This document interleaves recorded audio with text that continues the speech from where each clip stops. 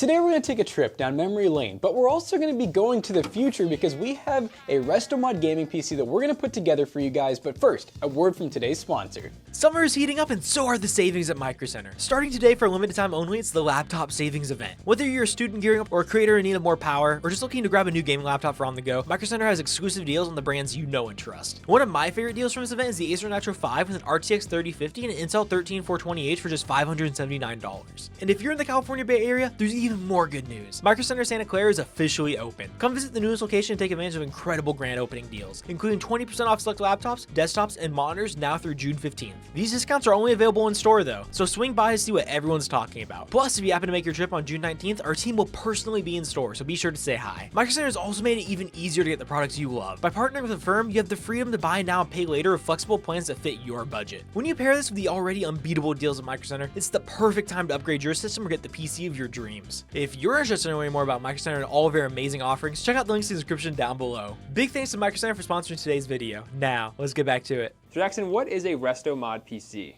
So basically a RestoMod, a sleeper, whatever you want to call it, it's basically where you take something like an old case or sometimes just a vintage antique of some sort, and then you actually put modern parts inside of it, hence the restoration and modified part. Or with the sleeper, it's like you can't tell that there's actually a good, PC build in there. It's a common car term, but basically I found this on eBay. This is actually a Soyo case that's not a gaming case. This is like an OG tower that, back in the day, like the 2000s, if you were like a PC building company and let's say you needed to build, a PC for like a little small mom and pop shop, you might buy a case like this, kind of like the Roswell case of the day, if you will. And this is a beige tower, which that's really honestly what people are always looking for is the beige towers. I don't know why a company doesn't just like kind of make them now because they can charge a lot of money. Because I think I paid like 180 bucks for this case, dude. Well, and that's the crazy part. That was cheap. Like comparatively, it was like pretty cheap because people charge a lot since they're so sought after. Everybody wants a beige case to do a resto build.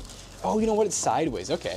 So this is actually a little bigger than I thought. I was really worried this tower was going to be like really small and wasn't going to fit our GPU. But now I'm wondering if it's full ATX. So what's cool about this though is the fact that they called it an NOS, which is, it can stand for multiple things, but new, old stock, or new on shelf. So basically they're saying that it was never used, which I'll be able to verify. I'll be able to kind of look at some of the, spots where things were screwed in to see if they've looked like they've been tampered with or not.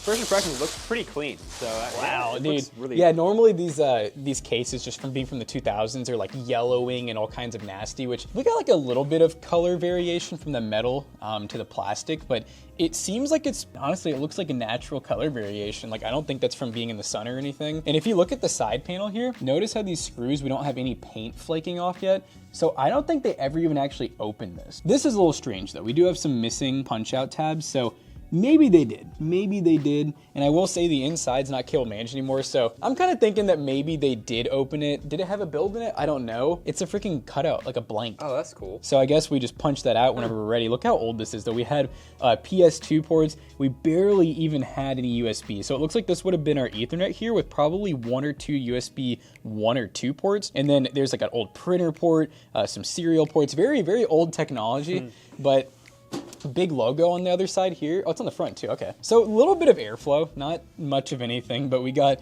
some holes here. Do we have anything in the front? Not really, no. It's just opening for a DVD drive, looks like. Yeah, so it's missing the punch out here, which these just pop out, they're just plastic. But the good news is we're gonna be putting something there, but the first thing, before I go over any of the parts, because I don't wanna be embarrassed and go over the parts and then have to backtrack, I don't know if any of this is gonna fit, because I got some pretty big stuff to put in here, so I'm gonna grab a screwdriver, open this case up, and see if we'll be able to fit our 5070 and our full ATX B850 motherboard, because those are not small items, guys. And then a whole nother question is gonna be heat. I don't know if this thing can even take fans or not. What kind of fan am I gonna put here? It's a little dude. Hey, but I mean, honestly, if that's what you gotta work with, I mean, that's the fun of this. Beats nothing, No, that's the fun of these kind of videos. So, okay, yeah, this is full ATX. It's just the power supply covers like half of it.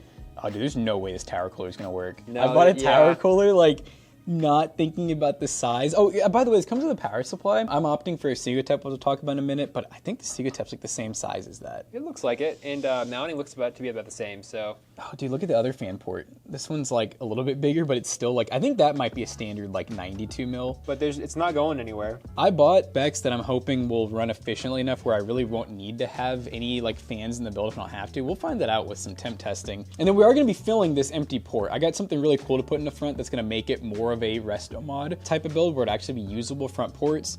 Well, I know the cooler's not gonna work now. We're using a 9600X, which like I said, we'll talk about all the parts here in a minute. I wonder if I have a low profile cooler in the back or if I might have to go stock cooler. Maybe like a Wraith For Max. now, yeah, maybe like an ID cooling IS55, like low profile might work. I don't think we do. We have a Noctua cooler here. Oh, Looks man. horrible though. Yeah, that's like a little that's too an small. ancient. Here, all right, Jonah, come with me in the back real quick. I think I might have something. All right, so I know we have a couple of low profile coolers back here, and I think there's an Noctua one that Really? I haven't Okay. known what to do with this. Oh, look at that. Well, It's you can just actually- order it. You can just reach out to Noctua and have them send it out. Please tell me it's not only Intel, dude. There's gonna be no way. I don't think it. I think it is. I mean, where else would the box would it be? I think that cooler might be out of the equation. This sucks. I was excited. A4 ITX low profile cooler. Well, I don't think we have anything else back here. So worst case, we do have, if you see that one yeah, right we can there. use the. We have can use Wraith Max the coolers. Max cooler, yeah. Yeah, we have a few of those just lying around from the 5800 XTs we've been buying. So let's go try this. I'd rather use this because this kind of matches the theme of the build. It's like gray. Oh, dude, this is so much nicer than the Noctua one too. Look how much thicker it is. That's pretty solid. I know the board will fit at least. See?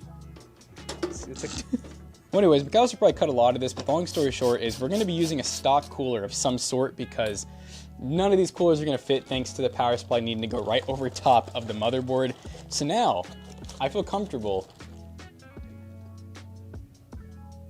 Oh yeah, we're good. I feel comfortable to talk about the parts now.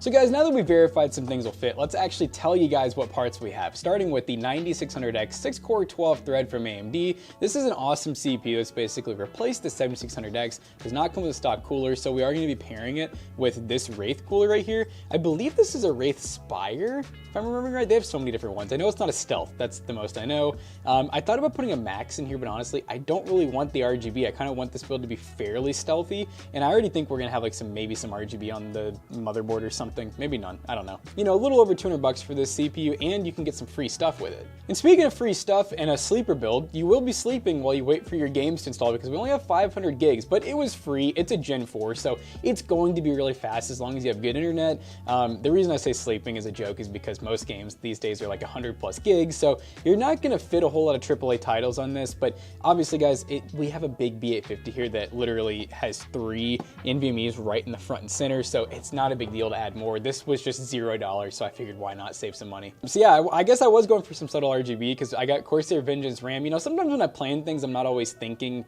you know, sanely. But this is 32 gigs of Vengeance RGB. It is 6400 megahertz, so it's some pretty fast stuff. I think I ordered almost everything on Newegg. I think that's why I kind of ordered some weird stuff. Newegg sometimes doesn't have as big of selection as Amazon, but I managed to pick this up for 105 bucks. It is CL36. You can get some slightly faster cast latency, but this is some pretty good stuff, and in theory, we can just make the RGB into white or whatever color we want. We can even turn it off. Now for the motherboard, we got a Gigabyte B850 Gaming Wi-Fi 6E. So this is a pretty modern board, and like when I say modern, I mean a lot more modern than that thing. So we actually have Wi-Fi 6E built in along with Bluetooth. We have a ton of NVMe ports. You can see we have 3 right here.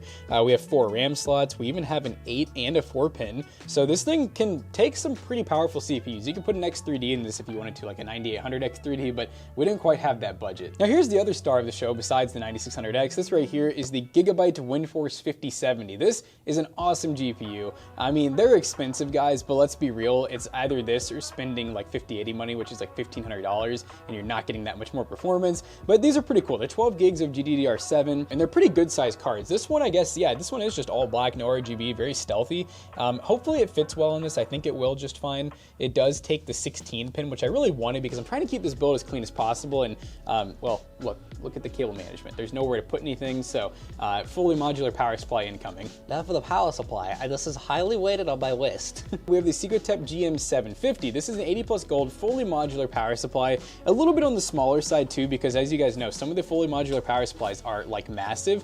And I was almost debating going with an SFX power supply, which Maybe I should have, I don't know. But these are pretty cool because they're like fully modular. So not semi, you can take out every single cable. And I think this is about the same size as the one we have in here. It's basically just like a standard ATX power supply, but you know, some places do call these small form factor, funny enough, even though they're definitely not. But of course it has the ATX 3.1 connector and yeah, a lot of room for expansion in the back here. We're not even gonna be pulling near 750 watts in this build, so it is definitely gonna be more than enough. And these things run pretty cool too. Now I was going to use this really awesome cooler, which, you know, shout out to Thermalright. It has like a little LCD display, but we can't fit that. So we're going with this Spire tower cooler, which does have a pretty big copper slug in the middle. So I think this will be pretty adequate. I'm hoping this one's actually, it should work on AM5, even if it's AM4, we'll find out. But yeah. Quickly, yeah. Yeah, we'll find out very quickly. And then we have one more part here. This is one that you guys probably never really see us use because it's kind of a weird use case. So this is designed to go where like a DVD drive would go. It's a 5 1/4 bay USB. Basically, this has a ton of expansion on it. You do have to have some stuff though. You gotta have a USB-C on your motherboard, you gotta have a USB 3 and a SATA to power it, but look at what you get. 3 USB 3s, 2 USB 2s. We get a front audio and front audio in and out. So this is a pretty cool little expansion device. We managed to. It was kind of expensive. It was 45 bucks. You can get them for as cheap as like 15 if they're just USB 2. But I wanted this thing to be like fully ready to game, and like if someone who's into editing or content creation wanted to buy this, because honestly, I think it'll stick out to those kind of people. I wanted to have some good stuff in this build. So altogether, this build was about 1,500 bucks. So kind of, yeah, it's kind of expensive, but you are getting a 9600X and a 5070, so is it really that bad? I mean, I don't think so, but we'll see what the temps end up looking like. You ready to put this thing together? Let's do it. I'm excited. All right, let's put it together.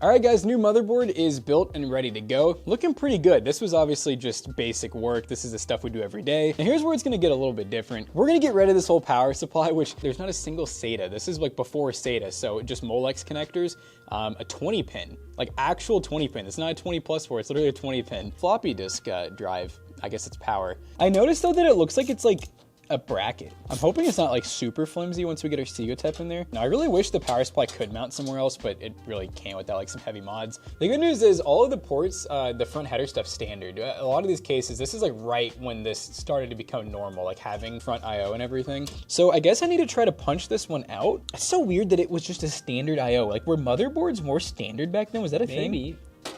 Okay, now we can kind of break away. There we go. Ooh. Ah, my hand. That might cut you. We also had to swap around some of the standoffs. So I broke one of them, but we got the extra one. You guys hear that? They get brittle with age. They're just like us in our bones. That's actually, why does that fit better than a modern motherboard in a case? I swear, some of the modern cases do not have this good a fitment on the motherboard. No, I mean, look at the IO even. It's like perfectly lined up. Dude, this already like, I'm already loving this. It's already looks so good. So that fits good. We know the graphics card's gonna be really tight. We don't know just how tight yet, but I do wanna see, oh man, look, our power supply is gonna be like sitting on top of this cooler, I think. Can I like make something work here? Can I drill my own holes? Oh God. But I think we test first and see if it's actually a problem with the temperature. Oh, okay, I'm gonna have to get rid of that. We can cut that, yeah. I really should take this out because it's gonna bend a little bit, but it's all good. Watch out, Jonah. There it is. You may want to have it come over just a little bit. I'm gonna try to just take a little bit off the top here. Oh, that was kind of crooked. OEM plus. Yeah, all right, looks like we're lined up. So 1, 2, 3, 4, okay. It doesn't rest on the cooler, surprisingly. That's a really close call. I think it won't at least. We'll see how flimsy it is because it might. All right, so this has been a long freaking time since I've done this, but we're gonna be plugging in our speaker.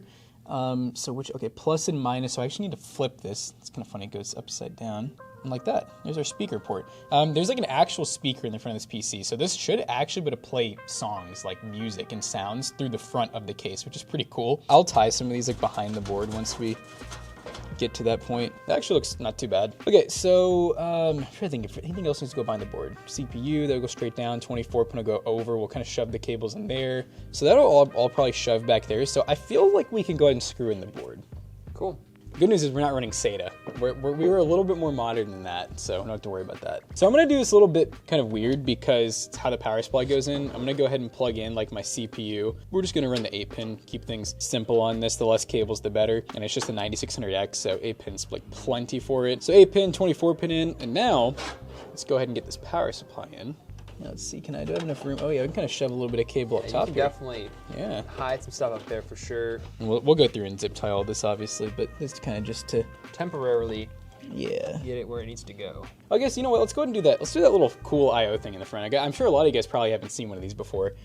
Something that Matt and I used to use a lot more, especially when we used to have cases that had the DVD drives in the front. We never really used the DVD drive, so we do these a lot. Why is this one so damn short? Yeah, the SATA is really short, but everything else is extremely long. I guess because they know SATA's on a cable, so all right, that makes sense.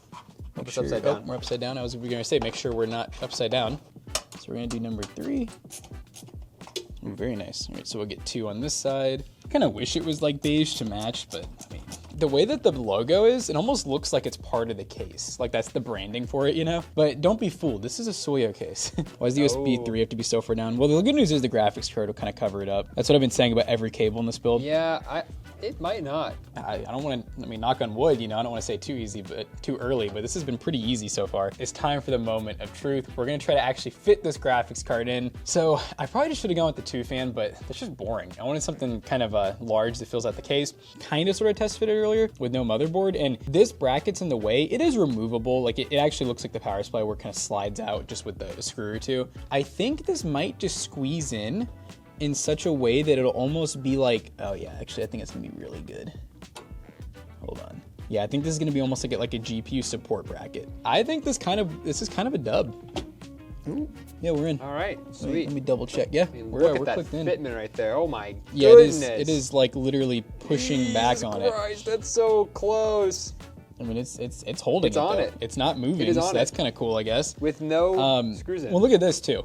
It's actually like yeah, closer to that, like the front panel, and I can kind of move it off of it too, so it's not like forcing it in or anything. If we have any weird like artifacting or anything, I'll definitely be taking that out, but I think it's gonna be fine. Do we have any that has holes in it? Why are they all different? They are different. It's a design. This will fit right in. Wow. It's perfect. It's like you can't even tell. I mean, it's crazy to think that you can put a B850 motherboard in a case that's from 2003. Yeah. It's just crazy. I mean, that's some PC Master Race stuff right there, because what console was relevant in 03? That would have been original Xbox. The original Xbox, I think PS2. I mean, none of that stuff is like relevant anymore, but here we are using this old case with pretty minimum modifications. Are you scared at all? No, I'm pretty confident of this one. This one seems it's very basic. I haven't really gotten to look at the power button yet. Oh, that's a big power button. Look at that. You ready? Mm-hmm. She works. That thing sounded like it shocked it. All right, so we got some subtle RGB on the RAM. It's crazy how bright the RGB on the RAM looks when there's nothing else. Well, Corsair RAM is also extremely bright. Oh, look, we have working LED for power. I don't know if the hard drive LED works. I guess maybe once we have Windows installing, that should start flashing. And then we'll test out our front panel here, but I don't see why it wouldn't work unless it's like defective. I feel like this thing's already booted just based on the fans not being like super loud or anything. So I feel pretty confident to say I'm ready to take this to the test bench and see how the temps are, really get this thing to the test. And hold on, we gotta see this. We'll see if you would ever know what's in it. You can maybe just you see the RGB RAM. Yeah, that's literally it. Yeah, you'd walk up to someone's office. Like, imagine your grandpa has this thing, and you'd be like, "What's in this, Grandpa?" And he goes, "Oh, Sonny, let me show you something." And you'd be like, "Grandpa, no!" All right, let's go ahead and benchmark this. Let's do it. All right, guys, so we're playing Apex Legends, and spoiler alert, this is going to be the only benchmark I do until I upgrade the cooling on this PC. So we're running the game maxed out, 1440p, unlimited frame rate. We're basically hitting that frame rate cap. But as you guys can see, I'm not liking these temps. The GPU is just fine. I mean, 76C at almost 100% utilization. Totally chill, no problem. I will say it could run a little bit cooler just because it is a 3-fan. So like if this was in like a full-size case, it'd probably be running closer to like 65. That CPU temp is no bueno. It's within safe operating temp. You know, the X CPUs that are AM5 are actually designed to run around 95C. They say that's like when they're most efficient. But obviously Matt and I know from a lot of testing, when they have good aftermarket coolers, we should be able to get this thing down to, I'd say like the 70s or 80s normally. But I mean, we're not necessarily losing clock clock speed or anything. You guys can see we're boosting up to like 5.1 gigahertz most of the time, but we're not even really utilizing the CPU a ton. We're only using it like 30 to 50%. What I did is I ordered a nice aftermarket like low profile cooler that should be a good amount nicer than the stock cooler that we're using right now. I have taken the side panel off, which actually I'm gonna do that again real quick before this game's over, just so we can see the difference. This PC is just kind of a hot box, so I think it's a mixture of having that stock cooler on top of having no fans, like no ventilation. Yeah, we'll take the side panel off real quick just to show you guys the difference, but I got that, and then I have a Noctua fan. I think it's like a ID or Arctic fan. They're both low profile mini fans. That should help get our temps fairly down. All right, so we're taking off the side panel. I'm gonna put it on the top here so you guys can see it. The side panel's hot. Okay, so side panel off. We'll see if the temps, I think it might take a minute, but they should lower. Keyword should. But I will say though, notice how the PC, even though it's running really hot, we're still getting some really good performance. I just wanna keep going back to that. The latency is freaking amazing. Like latency response time, the FPS is crazy. We're literally just almost pinged at 300 FPS cap most of the time. And that's at like the max settings 1440p. So this thing definitely has a lot of potential to stream and whatnot too, which is pretty sick. What am I supposed to do at the shop? Oh, come on. Ah. It would make me very happy. Oh my God, I'm not real. I'm not real. Please. No. I forgot how good these pistols are right now. Oh my God, I'm horrible with them. Push me. I don't know why I'm doing this. Oh, I think someone won. All right, so consensus is I'm not gonna keep benchmarking this until I get the new cooler on, because it seems like going with that stock cooler was a mistake. Honestly, I thought that stock cooler was like plenty. I think in like a high airflow case, that stock cooler would be just fine, but 9600X apparently needs a little more cooling than I thought, so we're gonna upgrade it and then continue the benchmarks. So here's the new cooler. It's actually crazy how low profile it is. It's definitely shorter than the stock AMD cooler we were just using, but we do have actual heat pipes and a big 120 mil fan that's a slim fan on the top. So I definitely know this will fit. I'm just hoping it actually is more efficient on cooling. Well guys, I'm not super proud of what I had to do, but I basically had to take some of the fins and get rid of them. Luckily, I didn't have to intercept the heat pipe or anything, because that's where it'd get a little bit risky with temps. But yeah, I know it's not the prettiest. I just used some thin cuts. Now, once the fan goes on over top of it, it won't be an issue. But basically, this was the problem. So this cooler is really designed for like mini RTX boards, but because of how this full-size board is laid out, no matter which way I turned the cooler, I was always hitting something. And this little Gigabyte part on, it's like basically a cover, a heat shroud, if you will, for like the IO shield area, it was just barely hitting. So you guys can kind of see what I did there. I just took off the lower layer of the fins. Shouldn't really perfect our cooling performance at all. We still have some clearance in between the graphics card and the cooler. And once I put the fan on, well, and once the power supply's covering it, you'll never even know that we had to do a little bit of cutting. All right guys, I am playing Apex Legends for the third freaking time, and I'm proud to say that I think I finally got all this temperature stuff figured out. So the long story short is, I think the PC is obviously heatbox, but I also think that this cooler and the motherboard are just not working well together. I think that genuinely our CPU is just being pushed way too hard by this B850. So going with like a lesser non-X CPU, probably, I say probably, it would have been the move, because what I basically had to do to get these temps proper is downclock the CPU. Which honestly was kind of fun. I got to learn some stuff, and now I know how to do this for the future if I ever have any more overheating issues. In the previous benchmarks, we never did overheat. We got a little bit of thermal throttling in some games, but usually this thing was still running at like 5.3 gigahertz and hitting like 88 watts, which is pretty much its max, even at 97 degrees Celsius, which in my mind, long-term, that's not super safe. So what we did is we went to the BIOS, we messed with a lot of the PBO settings, and we lowered the actual turbo frequency. So if you notice, it's pegged at 4.95 right now, so 4.95 gigahertz. We're not really seeing those like 80 watts anymore. I made it to where we have a little bit of voltage and wattage limits. So not only do we have a lower boost frequency, we're also going to be using less wattage overall, and in turn producing less heat. But you'll notice we're still getting 300 FPS in Apex Legends. It still looks good. I think our latencies are still the same. We'll see if all the games are the same, because spoiler, I benchmarked every game more than one time already. But yeah, the moral of the story is I think we're very good now. The highest I've seen the temp go is about 80C, and that's when I have the fans set to just go 100%. So once they go 100%, you know, we're totally good temperature-wise. it'll come back down off 80 typically pretty quick. Now, if you guys are wondering where we're at modification-wise now, because I literally spent 13 hours yesterday at the office trying to like get this PC to where I wanted. We have still not messed with the outside at all. So one of the things I did is underneath the case, there is a tiny little intake area on the plastic. I ended up cutting most of that out, so now we got a pretty big intake area. You can't see it unless you turn the PC over, which is really cool. Once again, sleeper build. We got some nice sleeper vibes where you can't even see it. Another thing that I did is I actually added another fan on the inside, which I will have on screen for you guys. I added a Noctua 140mm fan to kind of help move some of the air throughout the build. And I actually 3D printed the bracket for that. It looks pretty sick. Fighting for both of them. No. No.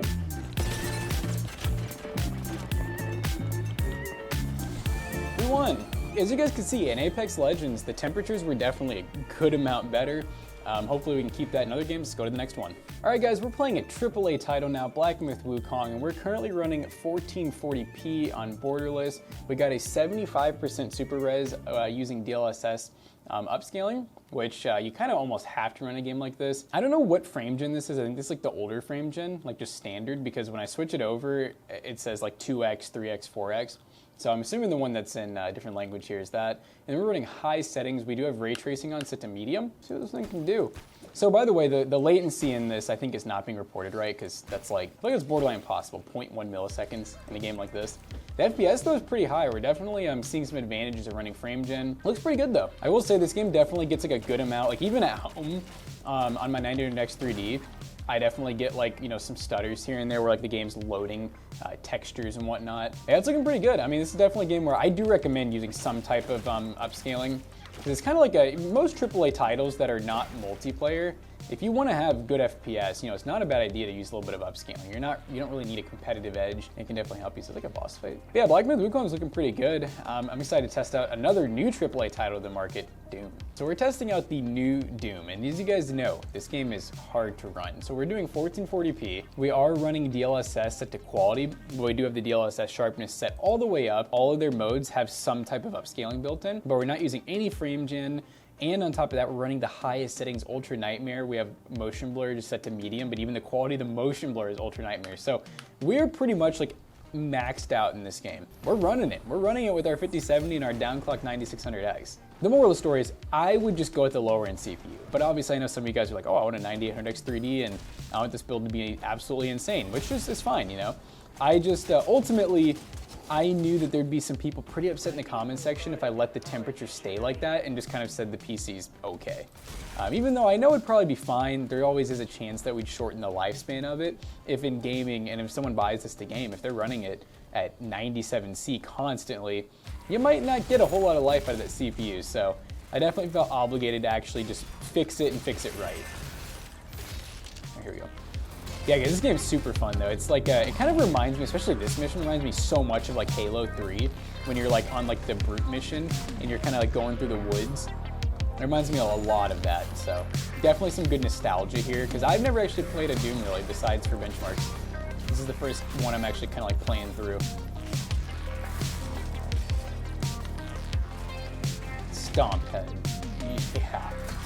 Yeah, and the game looks so good too. These graphics are actually like kind of bonkers.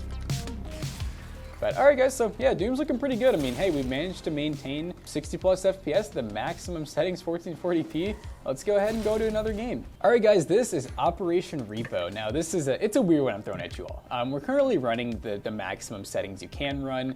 We are in 1440p on full screen. We're not having any problems running this game. We're getting 700 FPS. So I really didn't want to play the traditional like CS and Fortnite. I figured let's do something a little different. This game has like 50 to 100,000 players pretty consistently, so I figured this would be a fun one. It's kind of an indie title, but it gives you an idea on how you're gonna run games like Counter-Strike, Fortnite, indie titles like, you know, Team Fortress 2, like Half-Life, a lot of the popular but like lower end, less demanding games. It kind of gives you an idea. I don't even know what this thing is. I've never seen this mob. But yeah, it's pretty crazy to see like 500, 600, 700 FPS on a PC at 1440p. But you know, it's a pretty low end game. It's pretty easy to run. I'm about to hit this guy with the cart. He's gonna take the cart. Die! He gotted me. Well, you guys get the idea. You know, a game that's a little more CPU dependent, crazy FPS. Let's go ahead and go to Warzone. All right, ladies and gentlemen, we are playing Call of Duty Warzone. It's about to get freaking intense up in here, but we're running some balanced preset at 1440p. We're not using any upscaling, no frame gen, no nothing. I'm running this game native. It's one of the few games that I really can run like fully native, honestly. All right, we'll see what we get when we actually get the dropship, because I think the FPS will drop a little bit. It seems like it landed on 2 people. It seems like 160 or higher is gonna be about our average. Plenty of RAM still to work with. Our temps are looking really good for this thing being a heat box.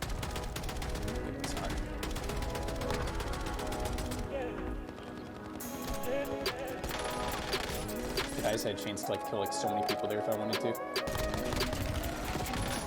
Oh, dang, I kind of blew that. Oh, actually we just lost. Well, that was Warzone. I'm honestly okay with that. Really good FPS. I mean, balanced preset with no upscaling, 1440p. Temps were good, and we were getting well over 144 FPS pretty much the whole time. So we got just a couple more things to do, and then we can wrap up this video. So if you want to know the secret sauce to how I was able to get the CPU to run a lot cooler without losing much performance, I basically went into the advanced CPU settings, and then what we're messing with is called PBO, or Precision Boost Overdrive. So this is basically how the CPU is automatically overclocking itself. The thing that you guys don't have to do at home anymore, the motherboard does for you now. But in this case, this is like the rare use case that we don't want it to do that. We actually needed to kind of tone back this Gigabyte B850 because this board was definitely trying to push all of the power out of this 9600X. Basically what I did is I left the PPT limit milliwatt to the exact same of 150K. We lowered the TDC and the EDC, so 135K and 170K. This is gonna be different just based on what CPU you have. You might have to play around with it. And then to get the boost frequency to not go all the way up to like 5.4 gigahertz, we did this. We added a negative override to the max CPU boost clock. So we basically lowered it by about 500 megahertz. That's what this value is megahertz. Another thing you can do is you can add a platform thermal throttle control. I made it to where if this CPU hits around 85C, it'll start to kind of bring the wattages down even more, which I don't think we ever even saw during our testing, at least not after I did these other things. So that's all we had to do. It was pretty simple. It's been very stable, which of course we're not adding wattage or voltage, we're taking it away. And like I said, almost no performance decrease across the board from what I've seen, and even our 3D Mark Time Spy score you'll be pretty impressed by. All right guys, so we just got done benchmarking all those games, doing the Time Spy, and I went straight into an OCCT test. We are running the enterprise version, and we're currently about 4 minutes in to a CPU and RAM set to extreme. We have 100% usage going, and as you guys can see, we're kind of up on the watts a little bit. We're at 60 watts, which like I said, the CPU normally can hit like 88, but I do have it limited, and we've gotten up to about 73 watts during this test, and the highest temp we've seen so far is 75.6 C. I ran this test like twice now. I have not really seen it exceed like 80 degrees Celsius for the most part after like an hour of running. And like I said, this is after running this PC all day in other games, so it's looking pretty good, but I'm pretty much ready to call it on this PC because I have spent a lot of time on it, although I do really love it. It's an awesome PC. So we're gonna go and bring it over to the set, talk about all of our findings and games, and wrap up the video. Well guys, this sleeper has been quite the journey because it was pretty easy to build overall. We didn't have to do any major modifications as you guys saw, but then once it came to actually benchmarking time, that is when things started to go downhill. We saw some really bad temps with that original Spire cooler, so then I went through and overnight shipped some cooling components. We added more fans, we added a new cooler. It still was running hot, so I changed out the fan on the cooler. I added another fan. I even drilled some holes in the back to kind of keep some more airflow hidden, and it still was hot. So ultimately, doing some underclocking or downclocking is what fixed it basically. So a mixture of having all of the fans and some downclocking, and then we were good to go with the benchmarks, and we'll talk about those benchmarks now. So you guys get to see a lot of Let's Play style benchmarks, but also for 3D Mark Time Spy, which is a test we love to run, we got a score of 18,838, and at the $1,500 price point, that makes it about 8 cents per point, which is actually pretty good, especially for a case that we paid $200 for, and some other parts that definitely costed a little bit premium price. But overall, I want to know what you guys think down below. What would you have done differently? Because I'm sure most of of you guys would have done something totally different, like maybe added a giant cutout in the front for a fan, or maybe install one in the side. I was trying to keep this thing as stealthy as possible, but maybe I could have done some stuff better. So anyways, we hope you guys enjoyed today's video. If you did, make sure you check out our other 2 YouTube channels and also our twitch.tv/toastybros, and do not forget to like, comment, and subscribe. We'll see you guys in the next one. Peace out. Now, funny enough, you will be able to pick this up at PCBros.tech for a pretty good price, and on top of that, we have another sleeper that is from eBay for sale over there. A lot of the PCs that you guys get to see featured on the channel do end up for sale at PCBros.tech, and if you use code TOASTYBROS, you'll save 3% on checkout. See you guys later. Peace.